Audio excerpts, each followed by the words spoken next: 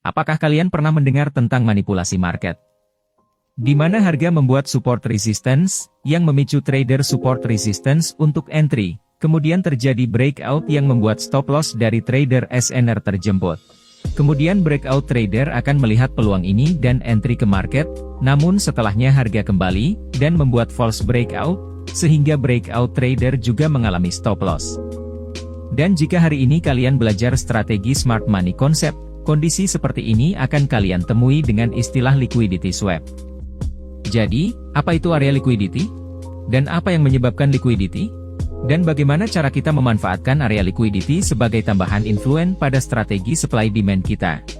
Pada kesempatan kali ini kita akan membahas area liquidity, dan cara memanfaatkannya dalam strategi supply dan demand kita. Jadi, langsung saja kita mulai materi ini. Pertama, kita akan memandang liquidity dari kacamata trader smart money concept. Jadi, katakanlah di sini kita menemukan area supply demand yang kuat, yaitu order block yang disusul area imbalan, dan terjadi break of structure. Jadi, area liquidity terjadi saat di mana harga membentuk support resistance sebelum harga menyentuh area supply demand atau order block kita. Di sini kita bisa berasumsi, saat harga membentuk support resistance, trader yang menggunakan strategi support resistance akan melakukan transaksi pada area ini dan meletakkan stop loss di area ini. Kemudian harga breakout dan menyentuh stop loss dari trader support resistance. Dan saat harga terjadi breakout, kondisi seperti ini akan memicu breakout trader untuk entry pada area ini, dan meletakkan stop loss pada area ini. Kemudian, harga berbalik dan mengambil stop loss dari breakout trader. Kemudian, harga bertemu kembali dengan area support resistance, dan memicu trader support resistance untuk entry. Setelahnya, harga kembali terjadi breakout dan terkena stop loss. Dan saat ini terjadi, breakout trader akan melihat peluang ini dan kembali entry pada area ini. Kemudian harga berbalik lagi dan mengenai stop loss dari breakout trader. Dan inilah yang disebut liquidity swap, di mana harga mengambil stop loss dari retail trader. Dan setelah selesai mengambil stop loss liquidity dari retail trader, harga akan kembali menyentuh area supply demand untuk mengambil order dari institusi sebelum melanjutkan tren utamanya. Dan di sini, area liquidity terkadang juga berupa area trend line yang akan memicu breakout trader untuk entry dari support resistance ini, atau retail trader yang menggunakan pantulan dari support resistance, serta trader yang entry berdasarkan trend line juga akan ikut entry pada area ini. Jadi pada area ini, akan terdapat banyak posisi, serta stop loss dari retail trader. Kemudian stop loss mereka akan tersapu, atau disebut liquidity swap, sebelum harga kembali mengambil order dari institusi pada area order block, dan melanjutkan tren utamanya. Seperti contoh di chart ini, kita bisa melihat area demand order block, yang diikuti area imbalan, dan break dari structure ini. Jadi kita tandai area ini.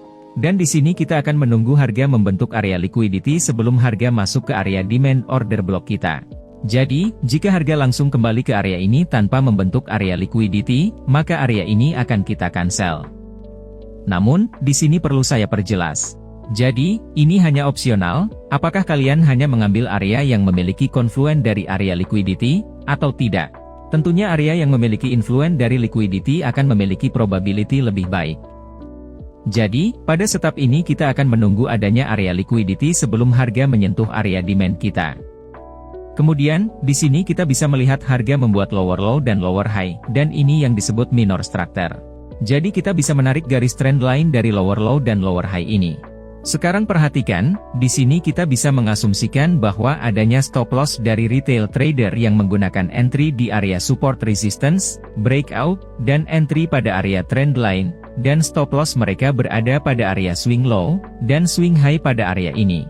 Dan terkadang stop loss dari trader breakout berada di tengah dari area manipulasi ini. Jadi, area ini bisa kita katakan sebagai manipulasi market maker atau area liquidity.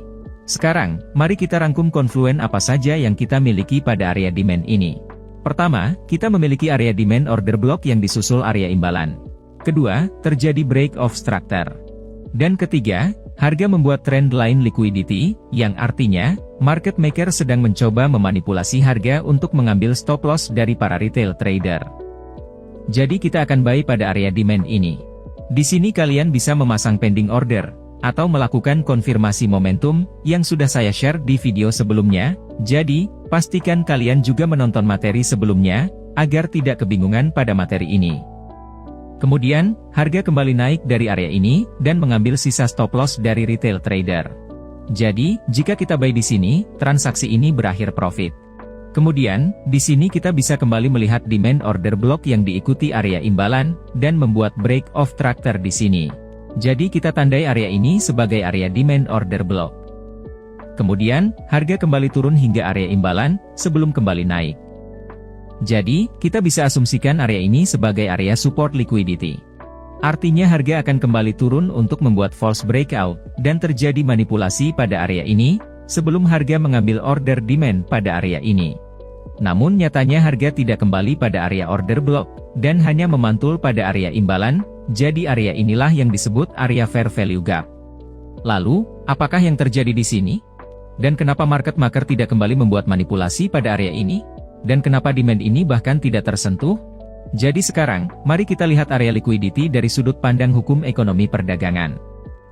Jadi mari kembali ke setup kita sebelumnya. Di sini saya akan menjelaskan apa yang terjadi pada area imbalan dan kenapa liquidity bisa terjadi.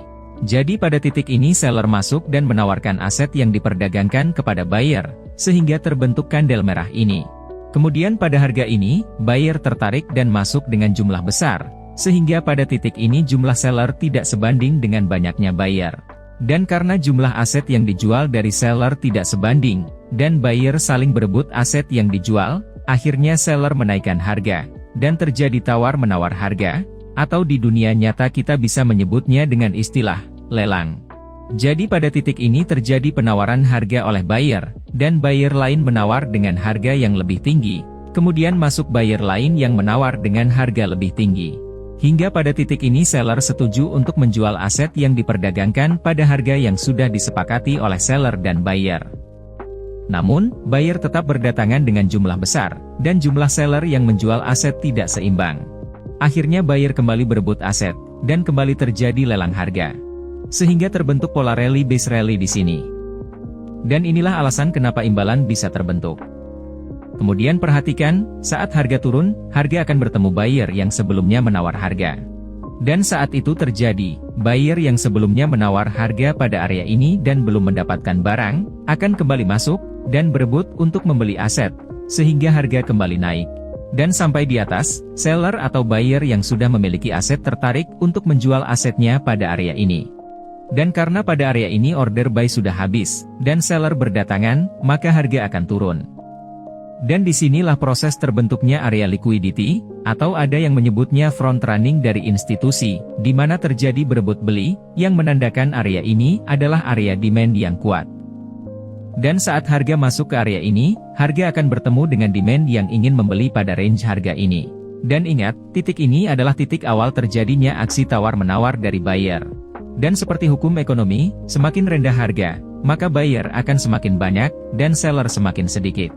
Jadi, pada titik ini buyer dari masa lalu yang belum mendapatkan barang akan kembali masuk dengan volume besar, dan akhirnya kembali terjadi berebut beli, yang membuat jumlah seller tidak seimbang, akhirnya harga kembali naik.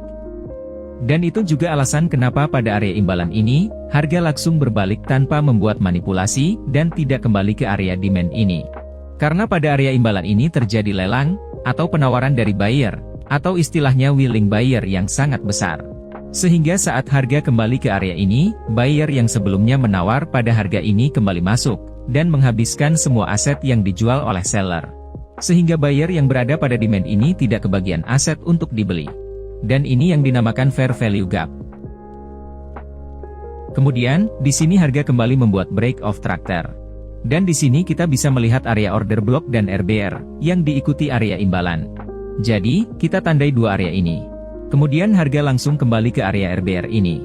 Dan ingat, kita hanya mau harga membentuk area liquidity, sebelum kembali ke area demand kita. Jadi, area RBR ini akan kita cancel, karena harga langsung kembali masuk, tanpa membuat liquidity. Kemudian, kita bisa melihat harga naik turun dari area ini, dan membuat support pada area ini. Menandakan buyer berebut beli pada area ini. Artinya, saat harga menyentuh area order block kita, harga bisa disebut harga sangat murah, karena buyer berebut pada area ini, hingga membentuk support. serta terjadi imbalan, yang menandakan adanya aksi tawar-menawar yang sedang terjadi, karena jumlah demand yang terlalu banyak. Jadi, mari kita rangkum yang kita miliki di sini. Pertama, area order block mampu membuat imbalan. Kedua, terjadi break of tractor. Ketiga, harga membentuk area liquidity atau area front running institusi. Jadi kita akan buy pada area ini. Kalian bisa menggunakan pending order, atau entry momentum di time frame rendah, seperti pada materi kita sebelumnya. Dan harga memantul tepat dari order block ini.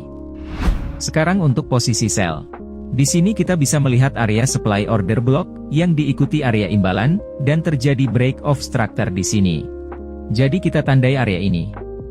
Kemudian harga memantul dari area imbalan ini. Menandakan pada area imbalan ini seller berebut jual pada harga ini. Artinya pada area supply ini terdapat willing seller yang sangat besar, sehingga seller sudah berebut jual, bahkan sebelum mencapai area supply. Jadi, kita tandai area ini sebagai area sell side liquidity. Jadi mari kita rangkum yang kita miliki di sini. Pertama, kita memiliki area supply order block yang diikuti area imbalan. Kedua, harga membuat break of structure. Ketiga, harga membentuk area liquidity atau area front running institusi. Jadi, kita akan sell pada area ini. Dan harga memantul dari area supply ini. Dan di sini kita bisa kembali melihat dua area order block supply yang diikuti area imbalan, serta terjadi break of structure. Maka, kita tandai dua area order block ini. Kemudian, harga kembali menyentuh area supply kita tanpa membuat area liquidity. Jadi kita cancel area ini. Kemudian harga naik turun pada area ini dan membentuk resistance di sini. Menandakan pada area ini willing seller sangat kuat, sehingga supply berebut jual pada area ini. Jadi kita tandai ini sebagai area liquidity. Jadi di sini, kita memiliki area supply order block yang diikuti area imbalan. Kedua, terjadi break of structure. Ketiga, harga membentuk area liquidity. Jadi kita akan sell pada area ini. Dan harga memantul dari area supply ini. Sekarang, mari kita bongkar rahasia liquidity. Dan apa yang akan terjadi, jika semua trader menggunakan strategi smart money concept. Jadi, sebenarnya smart money concept bukanlah strategi dari market maker atau institusi. Karena market maker sangat tertutup dan tidak mungkin sampai terjadi kebocoran informasi dari strategi yang mereka gunakan. Dan apakah benar? Area liquidity adalah area stop loss dari trader breakout dan trader support resistance. Faktanya strategi support resistance dan breakout pattern sudah ada bahkan sebelum saya lahir. Dan sekarang mari kita lihat pada chart ini. Di sini kita bisa melihat area demand order block yang diikuti area imbalan, break of structure, dan area liquidity. Dan kalian bisa melihat harga memantul dari area ini. Sekarang mari kita lihat dari kacamata trader support resistance. Jadi pada support ini apakah kita akan entry? Jawabannya adalah trader support resistance tidak mungkin langsung entry pada area ini. Yang mereka lakukan adalah menunggu momentum seperti engulfing atau candle reject, seperti pada video yang ada di channel ini. Seperti contoh pada resistance di atas sini, kita bisa melihat harga membuat candle reject dan bearish engulfing di sini. Kemudian di bawah ini kita juga bisa melihat support. Dan di sini kita bisa melihat reject dan bullish engulfing. Dan jika kalian trader breakout, kalian akan melihat flag pattern di sini, seperti strategi breakout yang sudah saya share di channel ini. Kemudian, pada chart ini, kita bisa melihat demand order block yang diikuti area imbalan, break of structure, dan harga membuat area liquidity. Namun, harga menembus area order block ini. Melainkan, harga menghormati area support di bawahnya, dan membuat bullish engulfing. Dan jika kalian seorang breakout trader, kalian akan melihat pola triangle di sini, dan open posisi buy setelah candle momentum ini.